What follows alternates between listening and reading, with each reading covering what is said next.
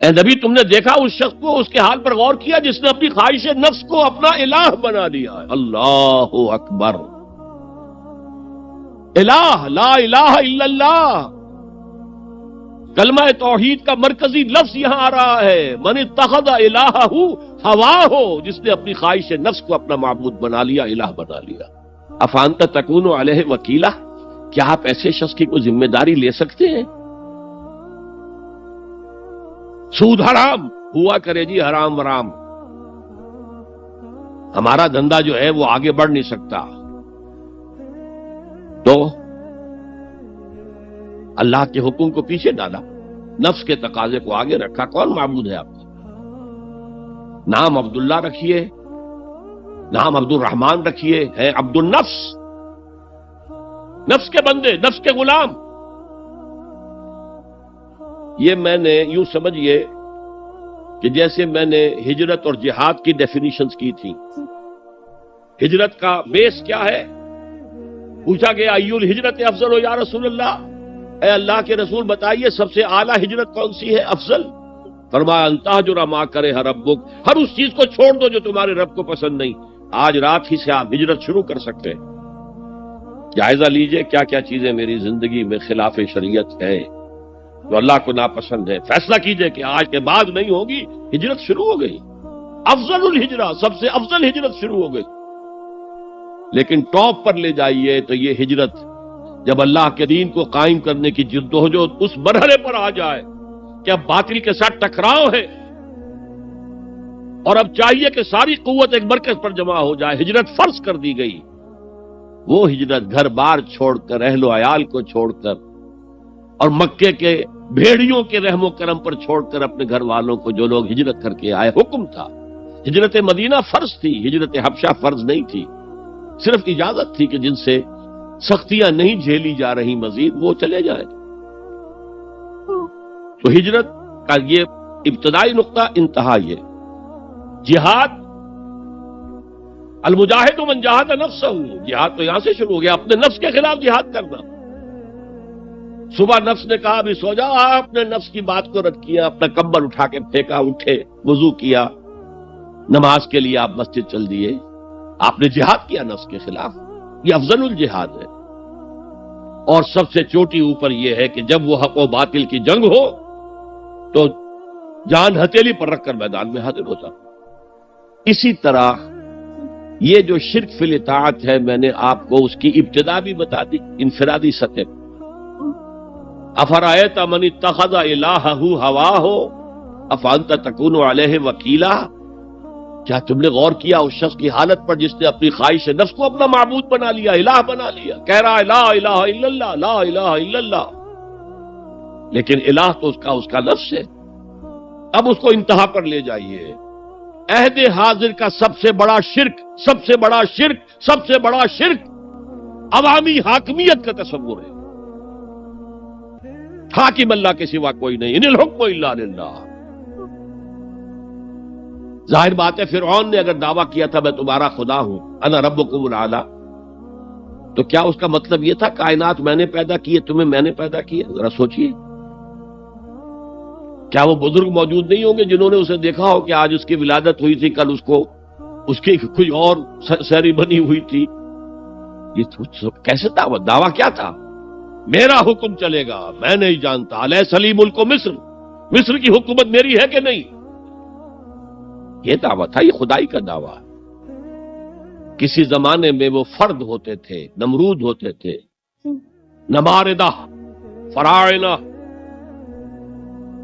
جمال عبد الناصر نے نعرہ لگایا تھا نحن ابناء الفراعنہ، بڑے فخر کے ساتھ ہم فرعونوں کی اولاد۔ اور صدام نے لگایا تھا نعرہ نحن ابناء النماردہ، ہم نمرودوں کی اولاد۔ عراق کے بادشاہوں کا لقب نمرود تھا اور مصر کے بادشاہ فراعنہ تھے، فرعون تھے۔ زمانے کا جب ارتقاء ہوا ہے اور اس میں فیصلہ کن کام جو ہے وہ حضور نے صلی اللہ علیہ وسلم، جب حضور کی حیات طیبہ کے بعد خلافت انفرادی سے اجتماعی ہو گئی، جب تک نبوت جاری تھی نبی ہی خلیفہ ہوتا تھا اللہ کا، اس کی ہاٹ لائن اللہ کے ساتھ وحی کی لگی ہوئی ہے، ادھر سے حکم آتا ہے وہ امپلیمنٹ کرتا ہے، جہاں اس کا حکم نہیں ہے وہ اپنا بیسٹ ججمنٹ استعمال کر کے فیصلہ کرتا ہے۔ یہی ہے وائس جیرنسی، یہی ہے خلافت، ایسنس آف خلافت یہی ہے۔ جیسے وائس رائے دلی میں ہوتا تھا، ہمارا بادشاہ یا ملکہ تو انگلستان میں ہوتے تھے، اب جو ہز میجسٹیز گورنمنٹ یا ہر میجسٹیز گورنمنٹ سے حکم آیا، وائس رائے اس میں کوئی تغیر و تبدل نہیں کر سکتا، he has to implement it as such. جہاں کوئی حکم نہیں ہے تو وہ مقام پر بیٹھا ہے، آن دی اسپاٹ ہے، حالات کو دیکھے اور جو مملکت اور کنگڈم کی مصلحت میں سب سے بہتر نظر آئے وہ فیصلہ کر لے۔ لیکن حضور پر نبوت ختم تو خلافت کلیکٹیو ہو گئی، خلافت المسلمین۔ اگرچہ شروع میں امیر المومنین کہا جاتا تھا، کچھ عرصے کے بعد خلیفت المسلمین یہ اصطلاح جو ہے وہ عام۔ اسی طرح انفرادی ملوکیت کی بجائے اجتماعی ملوکیت کا تصور جو ہے شیطان نے پٹی پڑھائی۔ ابلیس کی مجلس شورا جو اقبال کی بڑی ہی یوں سمجھیے کہ اہم ترین نظموں میں سے، امت مسلمہ کے نام پیغام پر مشتمل وہ نظم جو ہے، اور وہ ان کے آخری ایام کی ہے، اور وہ ان کی زندگی میں چھپی بھی نہیں تھی، ارمغان حجاز ان کے انتقال کے بعد چھپی ہے، جس میں آخری جو کلام تھا فارسی اور اردو دونوں کا جمع کر دیا گیا، ورنہ اس سے پہلے فارسی علیحدہ چھپتی تھی کتابیں، اردو کی علیحدہ، لیکن اب اتنا کم تھا کہ ان کے لیے علیحدہ کتابیں شائع کرنا مناسب نہیں سمجھا گیا۔ ابلیس نے مجلس شورا بلائی، ایک مجلس شورا کے جو رکن نے کہا کہ دیکھو جمہوریت کا دور آ گیا ہے، اب ہماری ابلیسیت کو تو بڑا خطرہ ہے، ابلیسی نظام تو ختم ہو جائے گا، جمہوریت توڑ دی بندوں نے آقاؤں کے خیموں کی تناب، یہ تو عوام نے جو ہے اپنے آقا بیرنز اور لارڈز اور بادشاہوں کے خیموں کی تنابیں توڑ دی، گرا دیے خیمے، یہ تو انقلاب آ رہا ہے، میرے آقا وہ جہاں زیر و زبر ہونے کو ہے، جس جہاں کا ہے فقط تیری سیاست پر مدار۔ ابلیس کیا کہتا ہے بڑے ٹھنڈے انداز میں، ہم نے خود شاہی کو پہنایا ہے جمہوری لباس،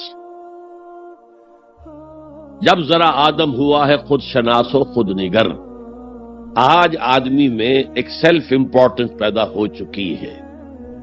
یہ بادشاہ کون ہوتے ہیں جو ہمارے سروں پر مسلط ہے، محلوں میں رہتے ہیں، عیش کرتے ہیں، جو خون پسینہ جو ہے وہ کسان کر رہا ہے، ابھی انڈسٹریل ریولوشن تو نہیں ہوا تھا، وہ ساری بات جو تھی وہ زرعی معیشت تھی، خون پسینہ وہ کرتا ہے، فصل میں سے لائنز شیئر آ کر بیرن اور لارڈ وہ لے گیا، اور اس میں سے ایک حصہ اس نے بادشاہ کو پہنچایا، ایک اپنے پاس رکھا، ظالمانہ نظام ہے۔ تو ہم نے دیکھا کہ انسانوں میں کچھ شعور پیدا ہو گیا، خود شعوری، تو ہم نے ملوکیت کو ڈھال دیا نئے سانچے میں، ہم نے خود شاہی کو پہنایا ہے جمہوری لباس۔ وہ گندگی جو فرعون کے سر پر ٹنوں کے حساب سے رکھی ہوئی تھی، ہم نے کہا تولا تولا سب میں تقسیم کر دو، ایک ایک ووٹ سب کے ہاتھ میں دے دو اور کہہ دو تم حاکم ہو۔ ہم نے خود شاہی کو پہنایا ہے جمہوری لباس، جب ذرا آدم ہوا ہے خود شناس و خود نگر۔ تو نے کیا دیکھا نہیں مغرب کا جمہوری نظام، چہرہ روشن اندروں چنگیز سے تاریک تر۔ It is the dictatorship of the capitalist, جسے جمہوریت کا نام دیا جا رہا ہے، کھیل ہے، تماشا ہے۔ تو آج کی دنیا کا سب سے بڑا شرک اسے کوئی جانتا ہی نہیں، وہ شرک فی العقیدہ ان کو معلوم ہے، اور اس کے اوپر فتوے بھی وہ لگا دیں گے۔ کوئی قبر کے سامنے کھڑے ہو کر کوئی دعا کر رہا ہے، کسی کو رکوع کر لیا، کسی نے سجدہ کر لیا، تو خیر ٹھیک ہے، وہ تو ایک شرک جلی ہو رہا ہے، وہ تو معلوم ہے، اس کی نفی ہو رہی ہے۔ لیکن یہ وہ تھے شرک جو پہلے تھے، آج کا شرک بالکل اور ہے۔ آج کا شرک دو میں گنوا دیتا ہوں آپ کو، ایک ہے عوامی حاکمیت کا تصور، ایک ہے مادہ پرستی کا تصور۔ مادے پر سارا توکل اور اعتماد ہے، اللہ پر کہاں توکل رہا، کہاں اعتماد رہا۔ میٹیریلزم یہ ایک مذہب ہے، یہ ایک فلسفہ ہے۔ بہرحال اطاعت کے ضمن میں شرک فی الاطاعت کیا ہے؟ انفرادی سطح پر نفس پرستی، نفس کو اپنا معبود بنا لینا. اجتماعی سطح پر عوام کی حاکمیت، بدترین شرک. اب آئیے محبت، شرک فی المحبت کیا ہے؟ اگر کسی بھی شے اور کسی بھی انسان کی محبت اللہ کی محبت سے بڑھ جانا تو دور کی بات ہے، برابر بھی آ کر ہم نشین ہو گئی، بیٹھ گئی، تو یہ شرک ہے.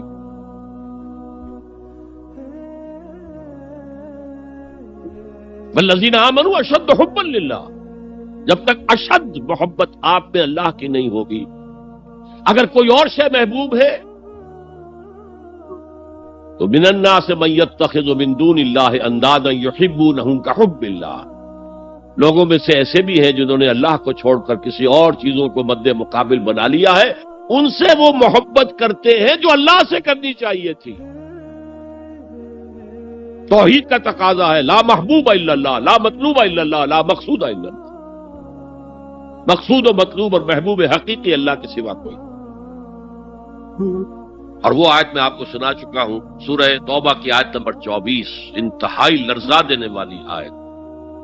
قل ان کان آباؤکم وابناؤکم واخوانکم وازواجکم وعشیرتکم واموال اقترفتموها وتجارۃ تخشون کسادها ومساکن ترضونها احب الیکم من اللہ ورسولہ وجہاد فی سبیلہ فتربصوا حتی یاتی اللہ بامرہ واللہ لا یہدی القوم الفاسقین. اے نبی ان کے کان کھول دیجئے، اچھی طرح سنا دیجئے کہ اے لوگوں، اے ایمان کے دعوے داروں، اگر تمہیں اپنے باپ، اپنے بیٹے، اپنے بھائی، اپنی بیویاں یا بیویوں کے لیے شوہر اور اپنے رشتہ دار اور اپنے وہ مال جو بڑی محنت سے کما کر کھتے بھرے ہوئے ہیں اور اپنی وہ تجارت جس کی کساد بازاری کا تمہیں اندیشہ رہتا ہے مندہ نہ ہو جائے، اور اپنے وہ محل، اپنی حویلیاں جو تم نے تعمیر کی ہیں اور بہت تمہیں محبوب ہیں، انہیں خوب فرنش کیا ہے، اگر یہ 8 چیزیں محبوب تر ہیں اللہ سے اور اللہ کے رسول سے اور اللہ کی راہ میں جہاد سے، تو جاؤ دفع ہو جاؤ، وہاں بیٹھ کر انتظار کرو یہاں تک کہ اللہ اپنا فیصلہ سنا دے. اور اللہ ایسے فاسقوں کو کبھی ہدایت نہیں دیتا. 8 چیزیں. اقبال نے بہت خوب کہا ہے، یہ مال و دولت دنیا، یہ رشتہ و پیوند، 5 قریب ترین رشتے آ گئے، باپ، بیٹا، بھائی، زوجین اور رشتہ دار. رشتہ و پیوند یہ جوڑنے والا ہے. اور مال و دولت دنیا کی 3 شکلیں آ گئیں. دولت جو آپ اپنی بیلنس شیٹ کو دیکھ دیکھ کر آپ اس پہ خوش ہوتے، اب ہمارے ایسٹس کی یہ قیمت ہو گئی ہے اب. اور وہ مکانات جو آپ نے بنائے ہیں بڑے محبوب ہیں، اور ایسے بنائے ہیں، قرآن مجید میں آتا ہے لعلکم تخلدون، ایسے بنا رہے ہیں تمہیں ہمیشہ رہنا ان مکانوں کے اندر. اور وہ کاروبار جن میں تمہیں اندیشہ رہتا ہے کہ کہیں کساد نہ ہو جائے، کوئی ڈپریشن نہ آ جائے. یہ 8 چیزیں، یہ مال و دولت دنیا 3، یہ رشتہ و پیوند، بتان وہم و گما لا الہ الا اللہ، یہ سب وہم و گمان کے بت ہیں جن کی پرستش میں تم لگے ہو. ان سب کی پرستش چھوڑو تو لا الہ الا اللہ کا حق ادا ہو. اب اس اصول کو بھی اپلائی کرنا شروع کیجئے. آئیے انڈیویجول لیول پر. دولت کی محبت، اگر آپ کو دولت کی محبت آمادہ کرتی ہے کہ اللہ کے حدود کو پامال کریں، حرام ذرائع استعمال کریں، دولت آنی چاہیے، حلال سے ہو، حرام سے ہو، جائز سے ہو، ناجائز سے ہو، بائی ہوک اور بائی کروک دولت آنی چاہیے، تو آپ کی محبوب حقیقی کون ہوئی؟ دولت. یہ دولت آپ کی معبود ہے. کون بڑے سے بڑا موحد اس شرک کا احساس رکھا؟ اور حضور نے اس قدر کلیئر فرمایا ہے، تعس عبد الدینار و عبد الدرہم، ہلاک ہو گیا یا ہلاک ہو جائے، یہ کلام خبریہ ہے یا یہ بددعا ہے؟ تعیس عبد الدینار و عبد الدرہم، درہم و دینار کا بندہ ہلاک ہو جائے۔ نام عبد الرحمن ہے، حقیقت میں عبد الدینار ہے، عبد الدرہم۔ درہم و دینار آنے چاہیے، جائز سے یا ناجائز سے، حلال سے یا حرام سے، صحیح سے یا غلط سے، بائی حق اور بائی پرو۔ تو معبود کون ہوا؟ ہمارے ہندو بھائیوں نے کیا کیا؟ لکشمی دیوی دولت کی دیوی ہے، اس کی پوجا کرتے کس لیے؟ مطلوب کیا ہے؟ دولت۔ اس کی پوجا وہ خوش ہو جائے تو دولت ملے گی۔ ہم نے کہا ہٹاؤ جی اس دیوی کو بیچ میں سے، ہم براہ راست ہی پوج لیں گے، بس یہی تو فرق کیا ہے نا۔ عبد الدینار و عبد الدرہم، یہ ہے انفرادی سطح پر شرک فی المحبت، جو روح عبادت ہے، جو عبادت کی جان ہے، محبت، غایت الحب ما غایت الذل والخضوع، اور ٹاپ پر لے آئیے۔ آج کی دنیا اجتماعیت کے میدان میں اگرچہ اب زمانہ بدل رہا ہے، لیکن تقریباً 1 صدی سے نیشن سٹیٹس، وطن کی بنیاد پر قومیت، وطن محبوب ترین شے، جو شے میرے وطن کے لیے صحیح ہے وہ میں کروں گا، چاہے وہ غلط ہو، وہ حرام ہو، اللہ کے قانون کے خلاف ہو، لیکن میرے وطن کے لیے ہوگا۔ وطن زندہ باد، یہ وطن پرستی۔ اس وطن پرستی کے مذہب کی ایک نماز بھی ہے، ترانہ ہو رہا ہے تو کھڑے ہو جاؤ، قنوت، کھڑے ہو جانا عبادت کا حصہ ہے۔ اس کا جھنڈا سلامی دو۔ یہ وطن کے معبود کے ریچولز ہیں، مذہب وطنیت۔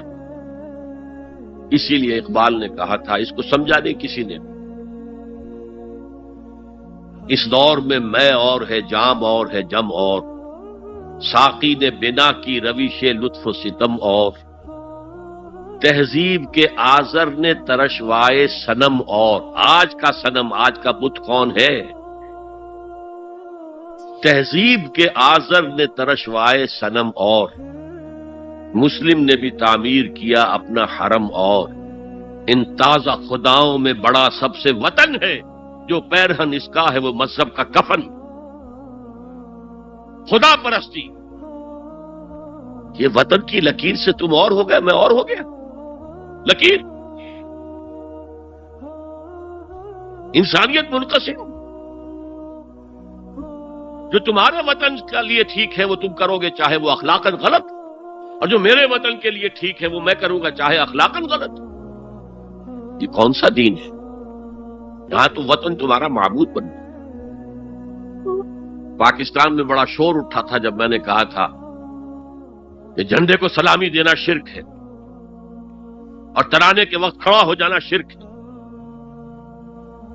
اور میں کبھی بھی تقریبات میں جاتا ہوں، اقبال ڈے ہو رہا ہے، کچھ اور ہو رہا ہے، میں ان تقریبات کا مقرر نہیں ہوں، لیکن جب بہت زور دیتے ہیں چلا جاتا ہوں، لیکن وہاں ترانہ پڑا جاتا ہے میں بیٹھا رہتا ہوں، میں کھڑا نہیں ہوتا، اور اس پر چیمے گوئیاں ہوتی ہیں اخبارات کے اندر، لیکن میرے نزدیک یہ وطن کی نماز پڑھ رہے ہو، تمہارا یہ قنوت اور وطن کا ترانہ، اس میں حمد ہو رہی ہے وطن کی، یہ کیا ہے؟ آج کے دور کا بدترین شرک، شرک فی المحبت۔ آگے چلیے، شرک فی الدعا،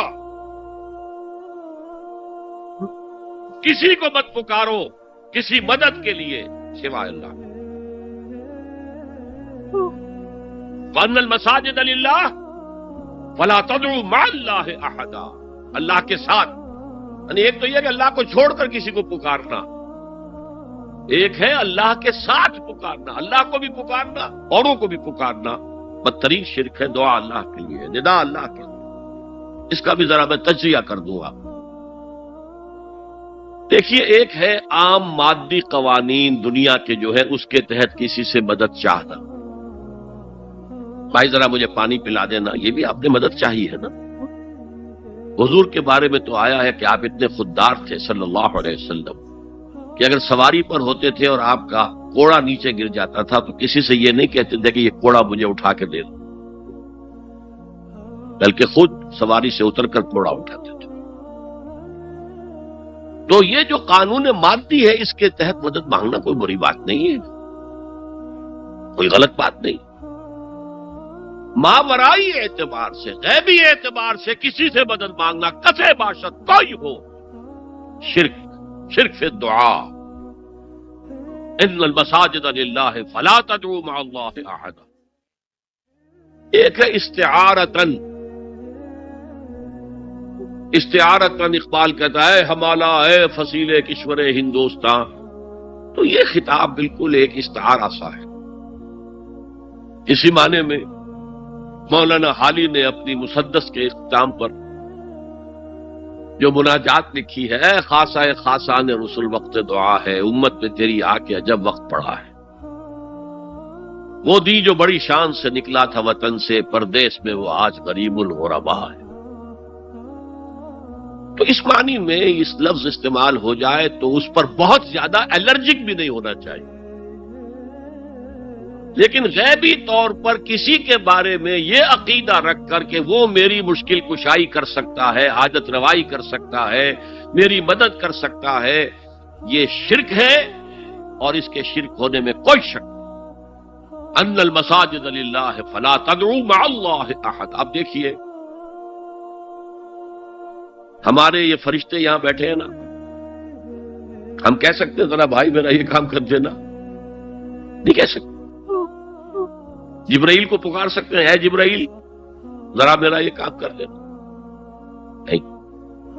وہ عالم غیب کی شے ہے. کسی ولی اللہ کی روح کو پکار کر کہنا کہ میری یہ مشکل دور کر دے، نہیں. اللہ سے کہیں، اللہ کو پکارے، اللہ جس کے ذریعے سے چاہے آپ کی ضرورت پوری کر دے. اس ضمن میں کہوں گا کہ شاہ ولی اللہ دہلوی نے ایک بات کہی ہے، اگرچہ مجھے اس کی کوئی دلیل اپنے طور پر انڈیپینڈنٹلی کتاب و سنت میں نہیں ملی ہے، لیکن شاہ صاحب کا ایک مقام مرتبہ ہے جو میری نگاہ میں بہت بلند ہے. میرے نزدیک دو عظیم شخصیتیں عالم اسلام کی،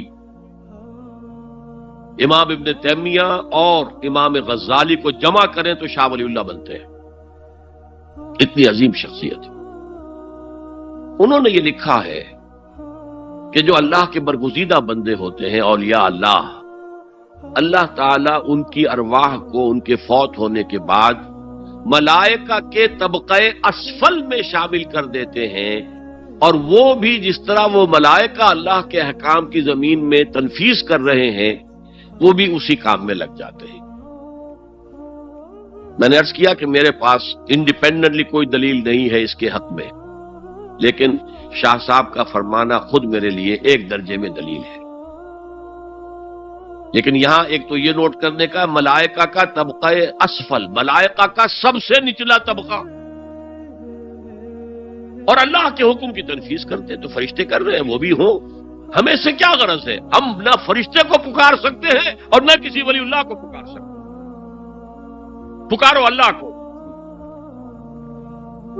قال ربکم ادعونی استجب لکم ان الذین یستکبرون عن عبادتی سیدخلون جہنم داخرین.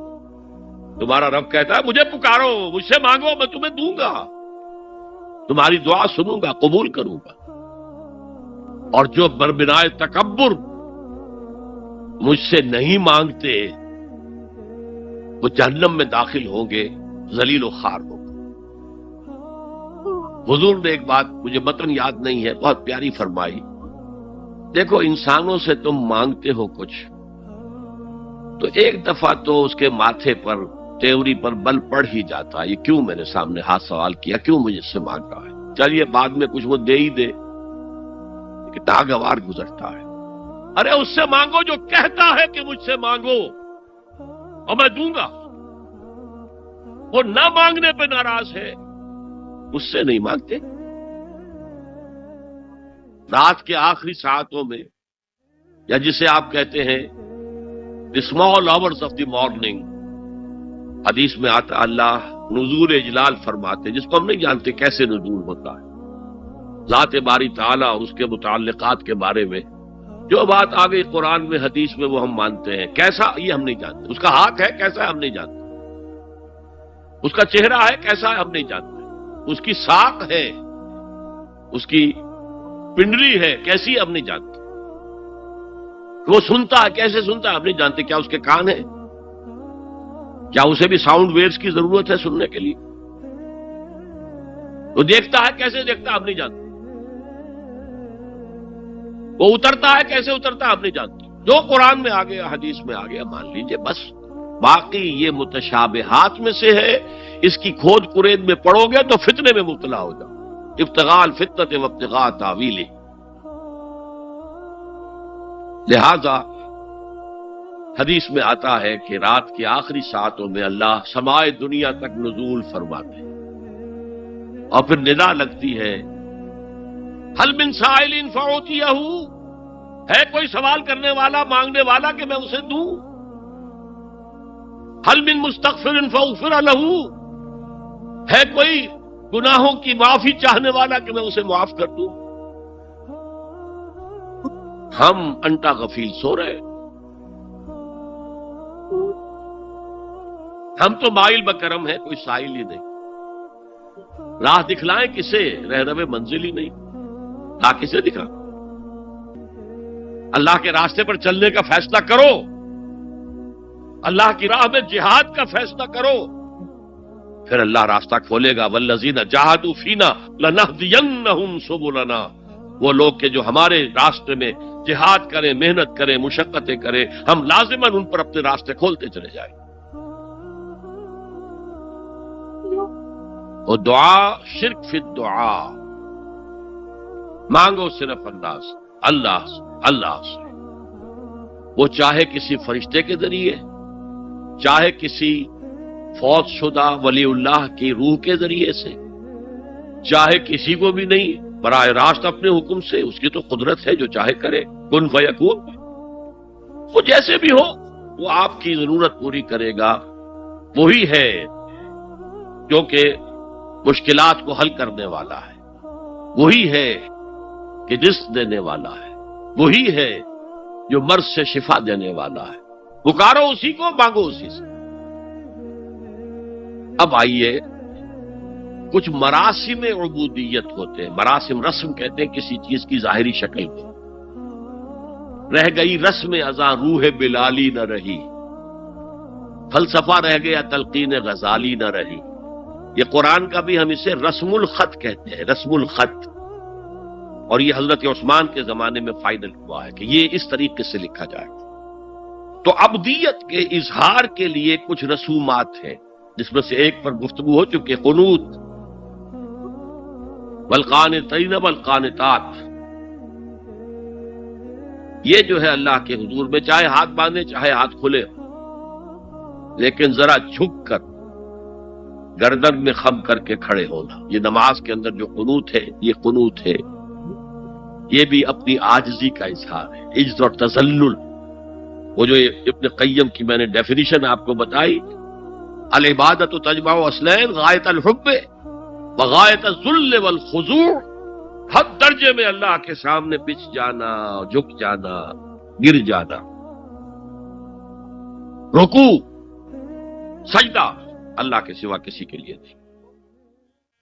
اور اس معاملے میں دین محمدی جو اپنی تکمیل کو پہنچ گیا، الیوم اکملت لکم دینکم واتممت علیکم نعمتی ورضیت لکم الاسلام دینا، حضور کی بعثت سے قبل سجدہ تعظیمی جائز تھا، کسی شخص کی تعظیم کے لیے، اس کی عزت کے لیے اس کے سامنے سجدہ کرنا جائز تھا۔ حضرت یوسف کے سامنے ان کے والدین اور 11 بھائی سجدے میں گر گئے، بچپن میں خواب دیکھا تھا اور 40-50 سال بعد اس کی تعبیر بالفعل ایک اس واقعے کے طور پر سامنے آ گئی، سجدہ کرنا۔ جھکنا، سجدہ کرنا، یہ جائز تھا سجدہ تعظیم۔ حضور پر شریعت مکمل، توحید مکمل، اب ہر نوع کا سجدہ حرام مطلق ہے سوائے اللہ کے کسی کو۔ ہمارے مسلمانوں نے بھی اپنے دور ملوکیت میں سجدہ تعظیمی شروع کرا، عدالت کے اندر بادشاہ کے دربار میں جا رہے تو سجدہ، سر جھکا کر رکوع کی حالت میں۔ یا آپ کے پڑوس میں جو حیدرآباد کی ریاست تھی، سلام کیسے کرتے تھے، کتنے جھکتے تھے، اور پھر وہ جھک کر وہ سلام ہو رہے۔ یہ مشرکانہ فعل ہے، مغلیہ دربار میں بھی تھا۔ شیخ احمد سرہندی رحمت اللہ علیہ نے کہا غلط ہے، حرام ہے، جائز نہیں۔ دربار میں شکایت پہنچ گئی، آخر مخبری کرنے والے بھی تھے، حاسد بھی تھے، وَمِن شَرِّ حَاسِدٍ إِذَا حَسَدَ۔ طلبی ہو گئی، بلایا گیا دربار میں حاضری، اور ایسا اہتمام کیا گیا کہ جب حضرت مجدد آگے آئیں بادشاہ تک جانے کے لیے تو درمیان میں ایک دیوار سی حائل کر کے اس میں کھڑکی کھول دی کہ اس میں سے جھک کر گزریں گے نا تو رکوع کسی درجے میں تو ہو جائے گا۔ رکوع بھی سجدے ہی کی ایک شکل ہے، سجدے کا ہاف کہہ لیجئے، لیکن یہ کہ جب آیات سجدہ آتی ہے قرآن مجید میں، وہ عام نمازوں میں دیکھتا ہوں کہ وہ آیات سجدہ والی آیات پڑھی نہیں جاتی، حالانکہ ان کی ایک خاص کیفیت ہے۔ تراویح میں تو پڑھی جاتی ہے، لیکن پہلے بتا دیتے ہیں کہ یہ دوسری رکعت میں یا پہلی رکعت میں سجدہ آ رہا ہے تو لوگ تیار ہوتے ہیں۔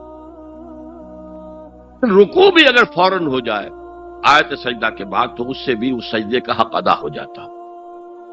بہرحال حضرت شیخ مجدد رحمت اللہ علیہ دربار میں آئے تو اس کھڑکی میں سے پہلے پاؤں گزارے، پھر اپنا سر نکالا، پھر جیل میں ڈال دیے گئے، کوئی پرواہ نہیں۔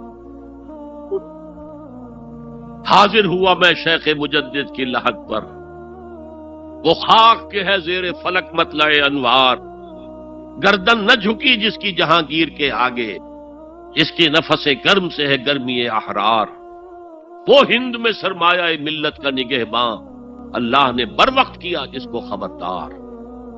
دین الہی، دین محمدی کے خاتمے کا اعلان تھا۔ اب بڑے بڑے مولویوں نے یہ اکبر کو سبق پڑھایا تھا، بڑے مولوی، درباری مولوی، انہوں نے سبق پڑھایا تھا۔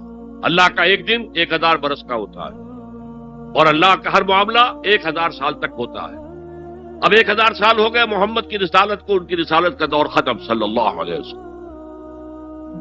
اب دوسرا 1000 سال، اسی لیے الف ثانی کہتے ہیں نا، الف ہزار کو کہتے ہیں الف ثانی۔ یہ دوسرا 1000واں سال جو شروع ہو گیا ہے، اس میں ایک نئے دین کی ضرورت ہے، وہ دین اکبری ہے، دین الہی ہے۔ اور دین الہی کیا تھا؟ یہ ایک بہت بڑی سیاسی تدبیر تھی، اصل میں بہت بڑی سیاسی تدبیر، اور اس کا ظہور بعد میں بھی ہوا ہے ہندوستان کی سرزمین میں۔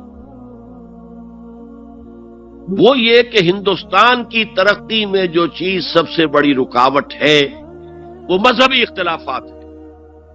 لہذا ایسا کرو، سارے مذاہب جو ہیں اسے ہاون دستے میں ڈالو، کوٹ کوٹ کے چورا چورا کر کے بناؤ صفوف، اور یہ مذہب سب کا ہو جائے تو مذہبی اختلافات ختم ہو جائے۔ دوسری بات ان کی سمجھ میں یہ آ گئی کہ اصل میں اختلاف رسالت اور شریعت کی بنیاد پر ہوتے ہیں، لہذا دین الہی بس خدا کو مانو، بس رسالت وغیرہ کو چھوڑو۔ خدا تو سب کا رب ہے، اسے آپ پرماتما کہہ لے، مہادیو کہہ لے، جو چاہے کہہ لے، اللہ کہہ لے، رام کہہ لے، قل ادعوا اللہ الرحمن ایما تدعوا فلہ الاسماء الحسنی۔ قرآن کہتا ہے تم اللہ کہہ کر پکار لو یا رحمان کہہ کر پکار لو، جس کو بھی تم پکار رہے ہو یہ جان لو کہ تمام اچھے نام اسی کے۔ یہ فلسفہ تھا بہت گہرا، وہ جاہل تھا، ان پڑھ تھا، لیکن بہت بڑا سیاستدان تھا اکبر، اس میں کوئی شک نہیں۔ لیکن یہ کہ اگر ایک حکومت، اور جو سب سے بڑا مغل اعظم جس کو کہتے ہیں، اس کے زمانے میں مسلمانان ہند جو ہیں سیاسی اعتبار سے اپنے عروج پر تھے، لیکن دینی اعتبار سے پاتال کا معاملہ آ گیا تھا. دین محمدی ختم. 1000 سال کا ایک دن ہے اور وہ ختم ہو چکا. اللہ نے اٹھایا مجدد الفسانی رحمت اللہ علیہ اور ان کی درویشانہ مساعی کے ذریعے سے. اب دیکھیے اس زمانے میں تصوف کے ذریعے سے سب سے بڑا شرک آ رہا تھا. وحدت الوجود کی ایسی تعبیرات ہو رہی تھی جو ہماؤست بن گئی تھی. ہماؤست اور وحدت الوجود کے درمیان تو زمین آسمان کا فرق ہے. ہماؤست میں کائنات حقیقی ہے، خدا اس میں حل ہو چکا ہے، اس کے اندر ظاہر ہو گیا. اور وحدت الوجود میں وجود حقیقی صرف اللہ کا ہے، اس کائنات کا وجود کوئی ہے ہی نہیں حقیقت میں. لیکن یہ ختم ہو رہا تھا. اس پہلو سے مجدد الفسانی کے مجدد اعظم کو اللہ نے کھڑا کیا. شیخ احمد حضرت عمر کی اولاد سے تھے، فاروقی تھے. شاہ ولی اللہ بھی فاروقی تھے. رگے فاروقیم کہتے ہیں شیخ احمد سندھی، میری فاروقی رگ پھڑکتی ہے اس پر. اس کے نتیجے میں وہ دین الہی کا خاتمہ ہوا. بعد میں ہمارے ہاں یہ آیا ہے ہندوستان میں برہمو سماج، برہمو سماج. اور گاندھی جی بھی اسی فلسفے کے قائل تھے، وحدت ادیان کے.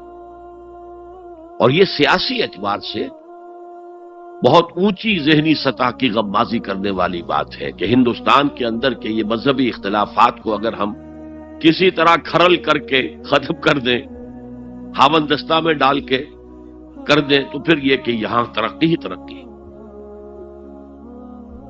بہرحال سجدہ گردن نہ جھکی جس کی جہانگیر کے آگے، جس کے نفس گرم سے ہے گرمی احرار. وہ ہند میں سرمایہ ملت کا نگہباں، اللہ نے بر وقت کیا جس کو خبردار. تو ہم نے شرک فی العبادت میں پہلے بات کی شرک فی الاطاعت. انفرادی سطح پر نفس معبود، اجتماعی سطح پر عوام کی حاکمیت. بدترین شرک اس دور کا، عظیم ترین شرک. اتنے بڑے پیمانے کا شرک کبھی نہیں ہوا دنیا میں. اس کے بعد شرک فی المحبت، مال کی محبت، تعس عبد الدینار و عبد الدرہم. وطن کی محبت یا کسی اور شے کی محبت، اگر وہ اللہ کی محبت کے برابر بھی آ جائے، بڑھ جائے تو اور بھی بڑی بات کہنی پڑے گی. لیکن ہمارے پاس شرک سے اوپر کی اصطلاح کوئی نہیں. پھر شرک دعا، اللہ کے سوا کسی اور سے حاجت روائی کے لیے، مشکل کشائی کے لیے پکارنا کسی. پھر شرک فی المراسم العبودیہ، قنوت ہے، رکوع ہے، سجود ہے. یہ ذل والخضوع کی، کسی کے سامنے جھک جانے کی ایک علامت ہے، سمبل. اب آخری ہے اس میں اخلاص. اور اخلاص کی ضد کیا ہے؟ ریاکاری. کوئی عبادت اگر دکھاوے کے لیے کی جائے وہ شرک. یہ شرک خفی کہلاتا ہے. مال کی محبت کا شرک بھی شرک خفی ہے. نفس کی اطاعت کا شرک بھی شرک خفی ہے. اور یہ سب سے خفی شرک ہے. حضور نے فرمایا صلی اللہ علیہ وسلم، من صلی یرائی فقد اشرکا ومن صام یرائی فقد اشرکا ومن تصدق یرائی فقد اشرکا. جس نے دکھانے کے لیے نماز پڑھی اس نے شرک کر لیا. جس نے دکھاوے کے لیے روزہ رکھا اس نے شرک کر لیا. جس نے دکھاوے کے لیے خیرات کی، صدقات دیے، وہ شرک کر چکا. قد اشرکا، قد اشرکا. یہ عربی کے مزاج سے واقفیت ہو، فعل ماضی پر قد جو ہے تو وہ پرفیکٹ ٹینس بن جاتا ہے. کر چکا، وہ شرک میں ملوث ہو چکا. من صلی یرائی فقد اشرکا ومن صام یرائی فقد اشرکا ومن تصدق یرائی فقد اشرکا. اور تجزیہ کر کے یہاں تک بتایا کہ اگر کوئی شخص نماز پڑھ رہا ہو اور جب وہ یہ دیکھے کہ کوئی اسے دیکھ رہا ہے تو اپنے سجدے کو طویل کر دے تو یہ شرک ہے۔ فرض کیجئے 5 سیکنڈ کا سجدہ وہ کر رہا تھا، اب اس نے 7 سیکنڈ کا کیا ہے، یہ 2 سیکنڈ کس کے لیے ہے؟ اس ایک سجدے کے 2 مسجود ہو گئے، تو 5 سیکنڈ کا سجدہ تو اللہ کے لیے، 2 اس کے لیے شرک ہو گئے۔ ایک اور بات فرمائی صلی اللہ علیہ وسلم، شرک خفی کو پہچاننا اور دیکھنا اتنا ہی مشکل ہے جتنا کہ کسی سیاہ شب میں، تاریک رات میں، کسی سیاہ پتھر پر چلنے والی سیاہ چیونٹی کو دیکھنا مشکل۔ تشبیہ کا بلاغت اور فساد کی انتہا ہے، جیسے میں نے عرض کیا تھا کہ ایک جوڑے کی 2 جوتیوں کے مابین جو مشابہت ہے، امت مسلمہ اور سابقہ امت بنی اسرائیل کی، ان کے اوپر جو حالات وارد ہوئے ان میں وہی مشابہت۔ تاریک شب ہے، سیاہ پتھر ہے، اس پر سیاہ چیونٹی رینگ رہی ہے، جتنا اس کو دیکھنا مشکل ہے اتنا ہی شرک خفی کو پہچاننا مشکل۔ کدھر کدھر سے آپ پر حملہ آور ہو جائے گا، کدھر کدھر سے آ کر آپ کی عبادت میں، آپ کی توحید میں نقب لگائے گا، اس کا آپ کو اندازہ ہو نہیں سکتا۔ بڑا مشکل ہے، بہت زیادہ چوکس رہنے کی ضرورت ہے۔ اور اس کا علاج بتایا گیا ہے خاص طور پر عبادات کے ضمن میں، کہ کچھ نہ کچھ عبادت نفل بھی کی جائے، اور نفل عبادت اس طور سے کی جائے کہ کسی کو پتہ نہ چلے۔ اب ہمارا حال یہ ہو گیا ہے کہ ساری، اگر کوئی عشاء کی 17 رکعتیں پڑھتا ہے، سب کی سب مسجد میں پڑھتا ہے، حالانکہ صحابہ کے دور میں مسجد تھی فرائض کی ادائیگی، باقی جا کر نماز گھر میں پڑھو گے وہ افضل ہے۔ اور نوافل تو خاص طور پر اگر کسی کو تہجد کی توفیق ہو گئی ہے تو کسی نہ کسی طرح ڈھنڈورا پیٹے گا، اسے جی کیا کرے، رات کو جاگنا ہوتا ہے، طبیعت جو ہے بڑی بھاری رہتی ہے، ہو گیا اپنا ڈھنڈورا پیٹ دیا، تو اس سے تو مرض اور 2 آتشا ہو جائے گا، ریاکاری اور بڑھ جائے گا۔ اسی طریقے سے صدقات نافلہ فرمایا ایسے دو کہ داہنا ہاتھ جو کچھ دے بائیں ہاتھ کو پتہ نہ چلے، کسی کو پتہ نہ چلے۔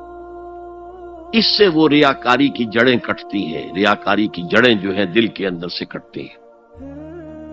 یہ علاج ہے ریاکاری کا، لیکن ریاکاری شرک ہے۔ اب میں آخری بات پر آ رہا ہوں۔ آپ نے سوچا ہوگا کہ اس تجزیے کے تحت تو ہر گناہ جو ہے ادنا سے ادنا گناہ بھی شرک ہے۔ فجر کی نماز کے وقت اگر اٹھ کے نہیں گئے اور چادر یا کمبل کو سیدھا کر کے لیٹ گئے تو یہ شرک ہے۔ پھر کون سے گناہ ہے جو اللہ معاف کرے گا؟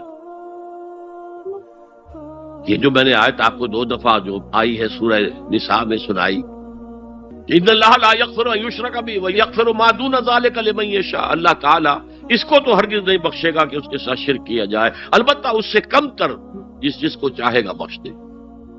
تو جان لیجئے یہ جو باریک تجزیہ میں نے کر کے بتایا ہے یہ اپنی جگہ 100% درست ہے، لیکن ان میں جو یہ چیزیں ہیں، کوئی کوتاہی ہو گئی، کوئی گناہ ہو گیا، کوئی شریعت کی مخالفت ہو گئی، نفس کے کسی اس وقت کے دباؤ میں آ کر یہ گناہ شمار ہوں گے اگر یہ آپ کی طبیعت ثانیہ نہ بن جائے۔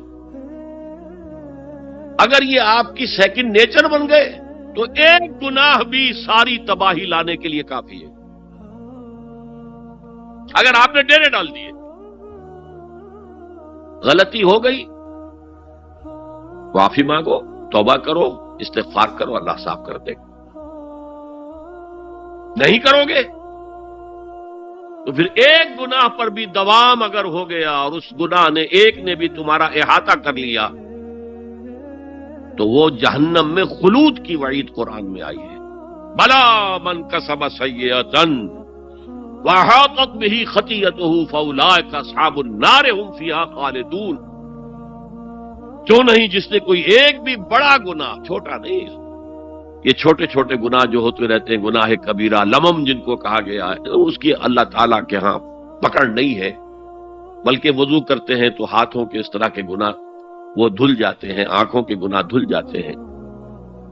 گناہ کبیرہ اگر ایک بھی کریا اور مستقل کیا اور اس پر ڈیرے ڈال دیے اور وہ آپ کا احاطہ کر لے، آج کے دور میں سود کا نظام، سودی کاروبار، وہ تو آپ کا احاطہ کر گیا، آپ کے پورے وجود کا احاطہ کر گیا۔ بلا من کسب، اور کسبہ کہتے ہیں جان بوجھ کر کرنا۔ ایک ہے خطا سے ہو گیا، غلطی سے ہو گیا، وقتی طور پر کوئی تحریک ایسی ہو گئی، غلط ماحول میں بیٹھے ہوئے تھے، اس کے زیر اثر کوئی آپ سے بھی غلط حرکت سرزد ہو گئی، کبھی نفس کا جوش کچھ ایسا ہوا کہ آپ مغلوب ہو گئے، ٹھیک ہے، اسینشلی وہ شرک ہے، لیکن یہ شرک گناہ کے درجے میں شمار ہوگا اگر آپ توبہ کر لیتے ہیں، رجوع کرتے ہیں، استغفار کرتے ہیں، اللہ بخشنے والا۔ لیکن اگر ایک گناہ کبیرہ بھی جان بوجھ کر اختیار کر لیا اور اسے مستقل اپنی زندگی کے اندر شامل کر لیا، بلا من کسب سیئۃ واحاطت بہ خطیئتہ فاولئک اصحاب النار هم فیہا خالدون، تو وہ پھر جہنمی ہے، آگ والے ہیں، اور اس میں ہمیشہ ہمیش کے لیے رہنے والے۔ شرک فی ذات کے ضمن میں نے عرض کیا تھا کہ سورہ اخلاص جامع ترین اس کی نفی پر ہے، اور شرک فی صفات کی کامل نفی پر آیت الکرسی ہے۔ آیت الکرسی ایک لمبی آیت، جیسے آیت البر ایک لمبی آیت تھی، اور اس کو حضور نے فرمایا ہے سیدۃ آیات القرآن، پورے قرآن مجید کی آیات کی سردار ہے یہ، اور یہ شرک فی صفات کے ضمن میں یہ شمشیر قاطع ہے، شمشیر برہان ہے۔ اللہ لا الہ الا ہو الحی القیوم، یہ وہی ہے، قل هو اللہ احد اللہ الصمد الحی، اللہ زندہ ہے، لیکن اس کی زندگی کو اپنی زندگی پر قیاس نہ کرنا۔ تمہیں خوراک کی احتیاج ہے، اسے کوئی ضرورت نہیں۔ ما اريد منهم من رزق وما اريد ان يطعمون، مجھے کوئی احتیاج نہیں کہ مجھے کوئی رزق پہنچائیں، رزق دیں، مجھے کھلائیں، مجھے کوئی ضرورت نہیں۔ پھر تمہاری حیات نیند، اونگ، تھکان، ان تمام کمزوریوں کے ساتھ ہے۔ وہ الحی ہے، اپنی ذات میں خود زندہ ہے، حیات اس کی ذاتی ہے، کسی اور نے عطا نہیں کی ہے۔ ہماری تو مستعار ہے، عمر دراز مانگ کے لائے تھے، 4 دن 2 آرزو میں کٹ گئے، 2 انتظار میں۔ اور القیوم بقیہ پوری کائنات کے لیے وہی ہے، اس کو تھامے ہوئے ہے۔ لا تاخذہ سنۃ ولا نوم، الحی، حیات کامل، کہ اس کو نہ نیند آتی ہے نہ اونگ آتی ہے۔ لہ ما فی السماوات و ما فی الارض، آسمان اور زمین میں جو کچھ ہے اسی کی ملکیت ہے۔ تم کسٹوڈینز ہو، تم امین ہو، ای امانت چند روزہ نزدماس، در حقیقت مالک شے ہر شے خداست، یہاں تک کہ یہ میرا جسم بھی میرے پاس امانت ہے۔ میں کون ہوں؟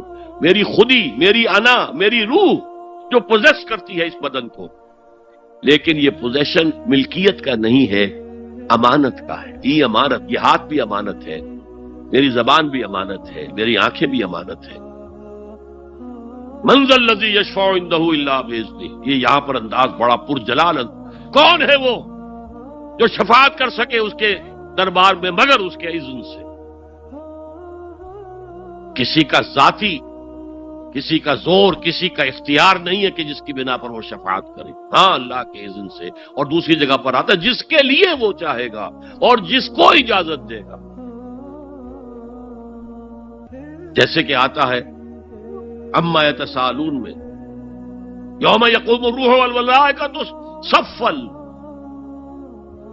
اور ان میں سے کوئی بھی بات نہیں کر سکے گا، کلام نہیں کر سکے گا، لا یتکلمون الا من اذن لہ الرحمن، سوائے اس کے جسے رحمان اجازت دے، وقال صوابا، اور صحیح بات کرے گا، کوئی غلط بات نہیں کرے گا۔ یعلم ما بین ایدیہم وما خلفہم ولا یحیطون بشیء من علمہ الا بما شاء، وہ تو جانتا ہے جو کچھ بھی ان کے سامنے ہے اور ان کے پیچھے ہے، اور یہ کوئی احاطہ نہیں کر سکتا مخلوقات میں سے اس کے علم میں سے کسی کا بھی سوائے اس کے جو وہ خود چاہے۔ یہاں بڑے ہی لطیف انداز میں شفاعت باطلہ کے تصور کی نفی ہو گئی۔ دیکھیے، آپ کہیں جا کر کسی مجسٹریٹ سے سفارش کرتے ہیں تو کیا کہتے ہیں؟ اجی یہ فائل کے اوپر جو کچھ ہے آپ اس پر نہ جائیے، یہ گواہیاں وغیرہ جھوٹی ہو گئی ہیں، میں آپ کو بتاتا ہوں اصل بات کیا ہے۔ اللہ کے سامنے کوئی یہ کہہ سکے گا اے اللہ تیرے علم میں نہیں ہے، میرے علم میں ہے؟ یعلم ما بین ایدیہم وما خلفہم، وہ تو جانتا ہے جو کچھ ان کے سامنے اور جو کچھ ان کے پیچھے ہے۔ ولا یحیطون بشیء من علمہ الا بما شاء، اور ان میں سے کوئی بھی، جیسے کہ میں ابھی بتا چکا ہوں، بریلوی مکتب فکر بھی کہہ رہا ہے کہ اللہ کا دیا ہوا علم ہے، محمد رسول اللہ کا جتنا ہے، لا محدود نہیں ہے، محدود ہے، قدیم نہیں ہے، حادث ہے۔ تو جتنا اللہ چاہتا ہے، جس کے لیے جتنا چاہتا ہے، لیکن اس کے علم میں سے احاطہ نہیں کر سکتا کوئی مگر جو وہ چاہے۔ وسع کرسیہ السماوات والارض، اس کا اقتدار چھایا ہوا ہے، مستولی ہے، آسمانوں پر بھی اور زمین پر بھی۔ ولا یؤودہ حفظہما، اور اسے عاجز نہیں کر سکتی ان دونوں کی حفاظت۔ قیوم وہی ہے، صمد وہی ہے، لیکن اس سے کوئی تکان تاری نہیں ہوتی، عاجز نہیں ہوتی۔ یہ اصل میں نفی ہے جو تورات حافظے سے مرتب کی گئی تھی۔ 587 میں نبوکدنضر کا جو حملہ ہوا تھا اس میں اصل تورات گم ہو گئی، اس وقت سے آج تک وہ اصل تورات ان کے پاس نہیں۔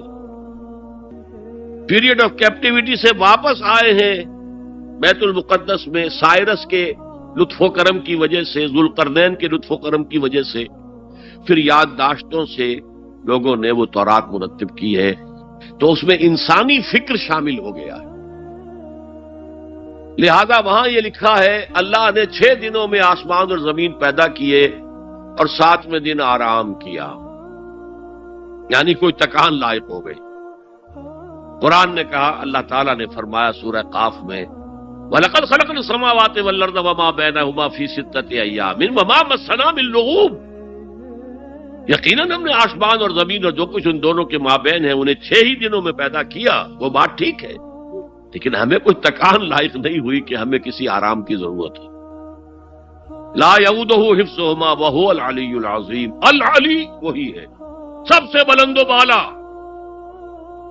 لتکون کلمۃ اللہ ہی العلیٰ، تاکہ اللہ کا کلمہ سب سے سر بلند ہو جائے، اور وہی عظیم ہے، عظمت والا۔ اللہ تعالیٰ مجھے اور آپ کو اس سے بچائے، اپنے سابقہ زندگی کے گناہوں پر توبہ کرنے کی اور اللہ سے استغفار طلب کرنے کی توفیق عطا فرمائے، اور اپنے دینی فرائض کی انجام دہی کے لیے کمر بستہ ہو جانے کا عزم مصمم کر لینے کی توفیق عطا فرمائے۔ اقول قولی ھذا واستغفر اللہ لی ولکم ولسائر المسلمین والمسلمات۔ اب ہم سوالات کا سیشن شروع کرتے ہیں۔ پہلا سوال ہے، اگر کسی مسلمان کو یہ نہیں معلوم ہو کہ وہ جو کر رہا ہے وہ عمل شرک ہے یا نہیں، تو کیا اس کا یہ شرک معافی کے قابل ہوگا؟ دیکھیے، اگرچہ قانون تو یہ ہے دنیا کا، ignorance of law is no excuse، قانون سے عدم واقفیت کوئی عذر نہیں ہے، قانون تو پھر پڑھتا ہے، لگتا ہے، لاگو ہوتا ہے، عائد ہوتا ہے، لیکن اللہ کے ہاں ایسا نہیں ہے۔ وہ ہر شخص سے اس کے اپنے حالات کے اعتبار سے حساب لے گا، کن حالات میں پیدا کیا گیا، کیا جینز اس کو دیے گئے تھے، کن حالات میں وہ پلا بڑھا ہے، اس کے انوائرنمنٹل فیکٹرز کیا تھے، پھر یہ کہ جن لوگوں کی ذمہ داری تھی کہ اسے دین کا پیغام پہنچائے انہوں نے کوتاہی کی، اور اگر اس کی وجہ سے یہ لا علم رہا اور اس نے بات کو نہیں سمجھا تو میں سمجھتا ہوں اللہ تعالیٰ نرمی فرمائیں گے۔ باقی یہ کہ بخشش یا سزا دینا یہ اللہ کا اختیار مطلق ہے، ہم کچھ نہیں کہہ سکتے۔ اللہ تعالیٰ ابو جہل کو بخش دے، ہم اعتراض نہیں کر سکتے، اس کی مخلوق ہے جو چاہے کرے، اللہ تعالیٰ کسی نیک سے نیک آدمی کو جہنم میں ڈال دے وہ کر سکتا ہے،